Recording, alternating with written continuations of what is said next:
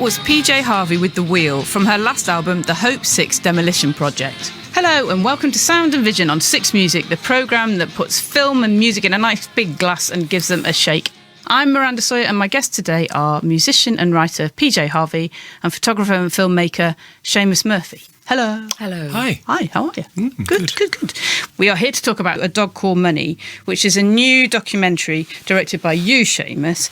And in the film, we see you both making journeys to Afghanistan, Kosovo and Washington. And these are the journeys which inspired the album. But then we also see you, Polly, and your band record the album in Somerset House in the studio where members of the public could observe it, you making the music through the one-way glass. So that sounds incredibly complicated. It's not complicated when you watch it, but essentially the film is a combination of the inspiration for making the album and then the making of the album as well, all mingled. So I suppose it's an obvious first question, but how did that come about? Well, we'll have to backtrack a bit. So I first saw an exhibition of Seamus's way back. When was that? I think it must be 2008. Yeah. 2008, called A Darkness Visible. And it was mostly your work from Afghanistan over 20 years, 15 years or something. Yeah, from 94 to 2007. Yeah. And I was researching for Let England Shake at the time. So I'd gone to this exhibition and was so taken aback by his work that I thought I'd have to meet this person. And I don't often have that strength of feeling. Anyway, I tracked him down and we met, and I gave him demos of my Let England Shake songs and wanted to see if Seamus was interested in working with me initially as a photographer, but then it grew and he made films for the songs of Let England Shake. So that's how our relationship started.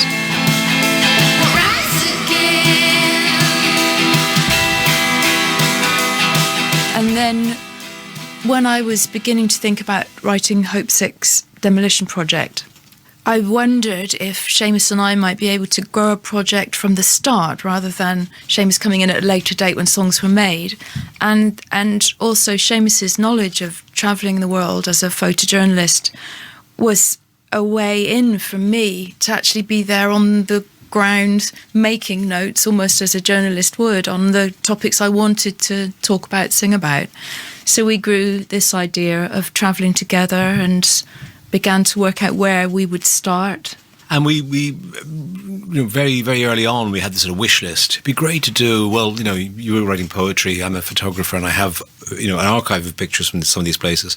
We could be great to do a book, poetry and photography. It'd be great to do an album, and that's the obvious thing that Polly would do, and then make a film. And that was the sort of wish list. And I think 2015 was the book, 2017 was the album, and 2019 is the film. So it's actually, it's come through. It was a long time in the making, though, because our first travel to Kosovo was 2011, was it? Yes.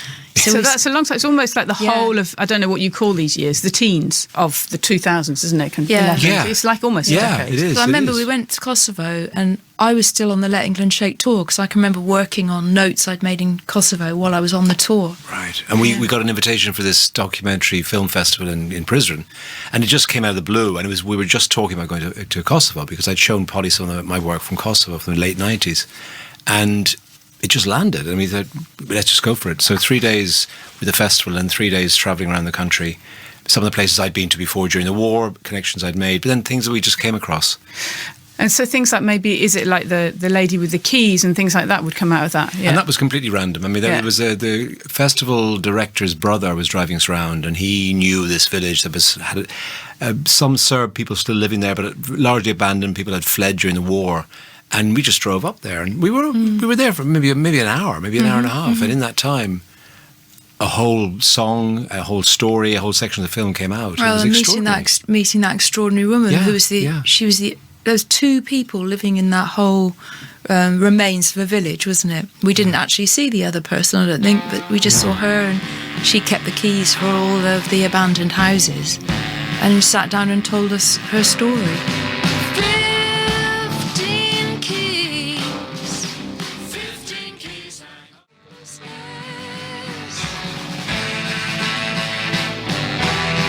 Because it's interesting because, you know, you're coming in as a songwriter and also you wrote poetry from there. But it's a kind of journalistic process, but you're not being a journalist. It's a different thing, isn't it? I mean, I imagine that you, Seamus, have worked with journalists before, but this is something different, eh? Well, it was and it wasn't. I mean, you're absolutely right. The process was journalism, but we didn't want to end up doing journalism because it wasn't in that way journalism. It was far more personal in some ways. And yet, with the book, a lot of the work was actually from the 90s, you know, so the context changed, but the work didn't change. Polly was taking notes, interviewing people, like any journalist I've ever worked with. It's just we weren't working for The Guardian or Murdoch newspapers. We were doing it for something else. Yeah. And how was it? You wanted to go to these places, but they're tragic places, aren't they? Yeah, well, for me, there was meaning in it as well. I'd been fascinated with Kosovo since the war, and I guess I can't think how old I was, but I remember it was like the first time I was becoming politically conscious and was just so astonished at what was happening in Kosovo. So when this opportunity came up to go there, I really wanted to go because I'd always been fascinated by it.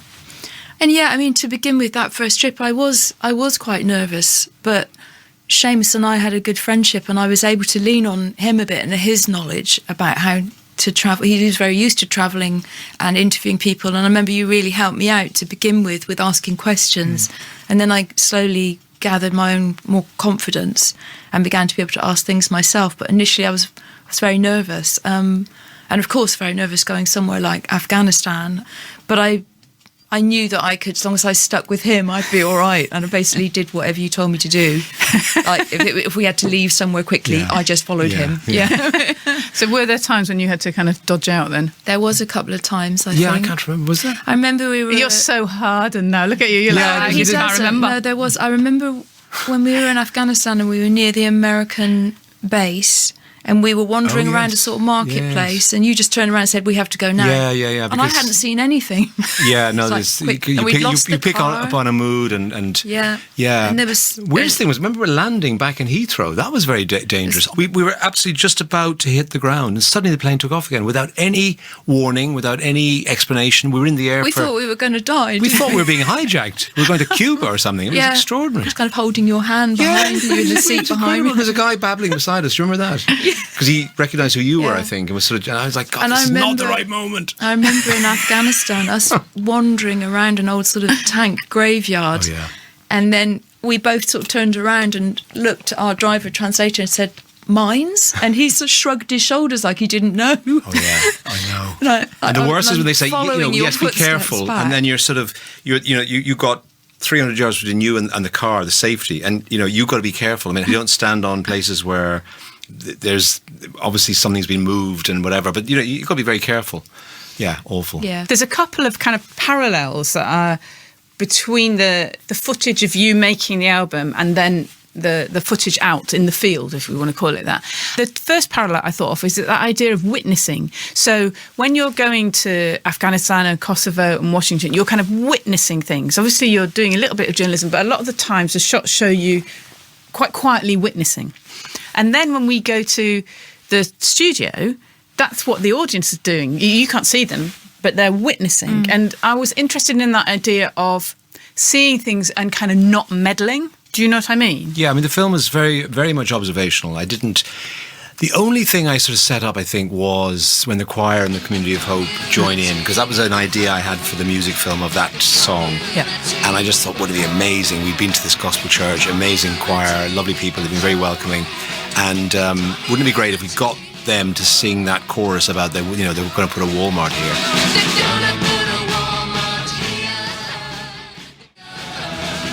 But other than that, it was observational. It was literally stuff happening, and you are witnessing. You're trying not to meddle with it because you are there to record.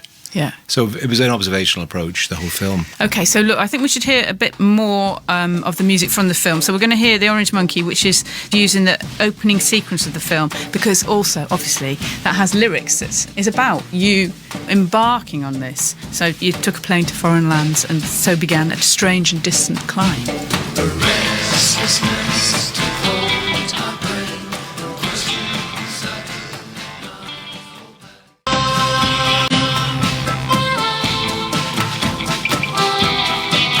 That was The Orange Monkey by my guest PJ Harvey.